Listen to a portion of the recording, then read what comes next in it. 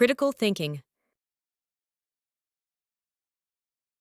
Platelets are constantly circulating in the blood, but don't normally stick together or form clots unless there's an injury.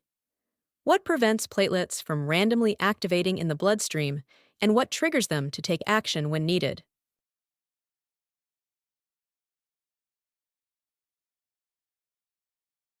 Under normal conditions, platelets remain inactive because the inner lining of blood vessels, endothelium, produces substances like nitric oxide and prostacyclin, which prevent them from sticking together. These chemicals help keep blood flowing smoothly.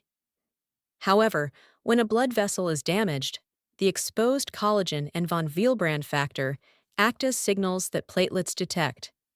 This triggers their activation, causing them to change shape, become sticky, and start forming a platelet plug to help stop the bleeding.